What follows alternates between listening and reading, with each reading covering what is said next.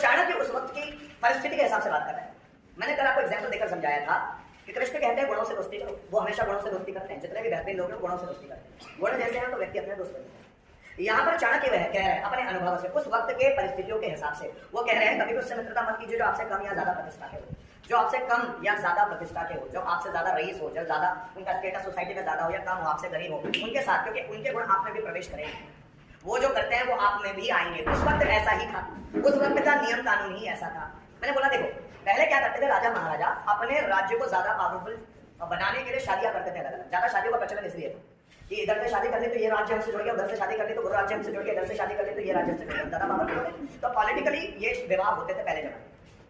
अभी चूंकि राज्य का शासन है नहीं, कोई राजा रहता नहीं है, अभी इसलिए बहु विवाह नहीं है, अभी इसलिए एक विवाह, क्योंकि अभी राजा का शासन है, अब स्ट्रॉन्ग बनना नहीं है कि मैं ज्यादा स्ट्रॉन्ग राजा बन जाऊं, तो इसलिए आप किसी मतलब स्ट्रेंथ की जरूरत ही नहीं है, इसलिए आप एक विवाह ज्यादा होते हैं, कोई तो दो भी कर लेता है।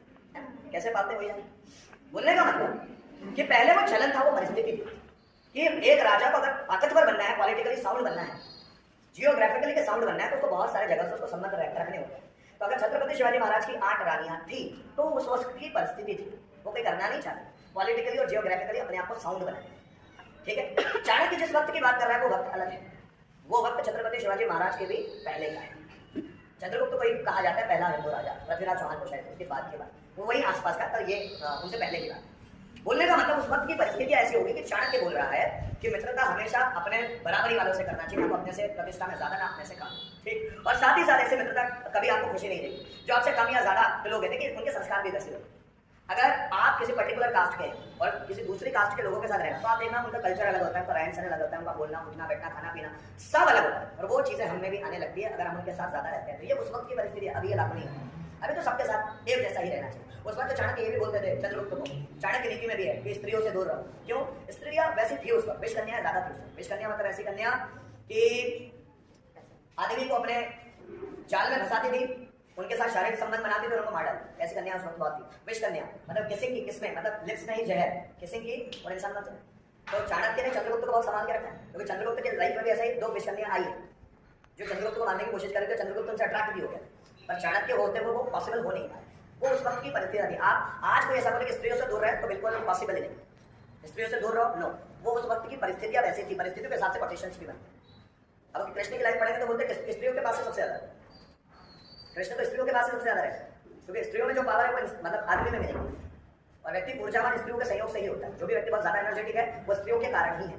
अगर घर में वाइफ है तो ही व्यक्ति काम धंधे में ज्यादा ध्यान देता है, अगर कोई किसी की लवर है तो वो ज्यादा उसमें मोटिवेशन होता है कुछ करने का। लेकिन ज्यादातर मैंने बोला लव और अटैचमेंट में फर्क है, लव आपको ताकतवर बनाता है और अटैचमेंट कमजोर करता है। जब भी आपको कमजोर कर रहा है कोई फीलिंग तो समझ लेना वो अटैचमेंट है, लव नहीं। और लव पावरफुल बना कि जाओ तुम यूपीएससी करो, मैं 4 साल तुम्हारा इंतजार करूँ, जाओ मैं 10 साल तुम्हारा इंतजार करने को तैयार हूँ। पावरफुल बनाता है, पावरफुल वो लव, कमजोर करे वो अटैचमेंट।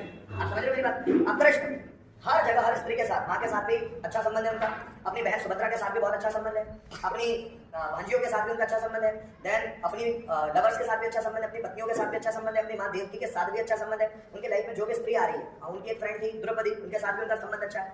लेडीज से घिरा हुआ व्यक्ति इसका ज्यादा एनर्जेटिक है। लेडीज ऊर्जा का स्रोत है इस दुनिया, ऊर्जा का स्रोत है महिला। अगर महिला ना हो तो इस दुनिया में एनर्जी ना हो, इसलिए हम बोलते हैं प्रकृति माता। प्रकृति माता, ये माता जो प्रकृति है इतनी ज्यादा एनर्जी से भरी क्यों है? क्योंकि वो एक स्त्री है। प्रकृति माता और पुरुष, प्रकृति और पुरुष, पुरुष मतलब व्यक्ति और प्रकृति मतलब स्त्री, इसलिए बोलते हैं प्रकृति माता। भारत माता, माता के संज्ञा क्यों दी गई? क्योंकि वही एनर्जी से भरी हो सकती है, आदमी में इतना दम है। Is it okay? आप समझ रहे मेरी बात?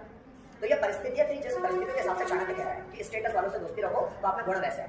कम शराब पीने वाले, नशा करने वाले ऐसे लोगों के साथ दोस्ती रखोगे तो वो गुण कहीं ना कहीं आप में नहीं आएंगे। जितना लोअर और हायर, हायर लोगों को देखकर आप फ्रस्ट्रेट होते हैं, हायर लोगों को आप देखकर आप अपने शौक बढ़ाते हैं, आप अय्याशी करना सीखते हैं। जो आपसे बड़े लोग हैं वो जैसा कर रहे हैं वैसा आप सीखते हैं, आप स्टेटस रखना सीखते हैं उनसे कि बड़े बड़े लोग हैं वो ऐसा करे तो मैं भी ऐसे, पिज्जा बर्गर खा रहे तो मैं भी खाऊं। अपने से बड़े व्यक्ति के साथ कभी भी दोस्ती नहीं करते, और अपने से छोटे व्यक्ति, वो उस वक्त की बात थी। आज भी कहीं वो चीजें लागू होती, आज भी होती।